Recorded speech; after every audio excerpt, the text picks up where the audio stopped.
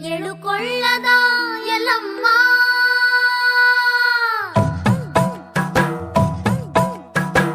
ಎಳುಕೊಳ್ಳದ ಎಲ್ಲಮ್ಮ ನಿನ್ನ ಕಥೆಯ ಹೇಳುತ್ತೀವಿ ಕೇಳಮ್ಮ. ಮಕ್ಕಳು ನಾವು ಮಕ್ಕಳು ನಾವು ಮಕ್ಕಳು ನಾವು ನಿನ್ನ ಒಕ್ಕಲು ನಾವು.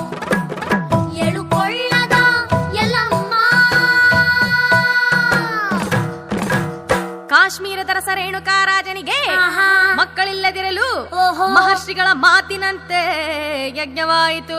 ಹೌದ್ರಿ, ಆಗ ಅಗ್ನಿಗರ್ಭದಿಂದ ಓಹೋ ಕಮಲದ ಪುಷ್ಪವೊಂದರಳಿ ಅರಳಿ ಜಗವೆಲ್ಲ ಬೆರಗಾಯಿತು.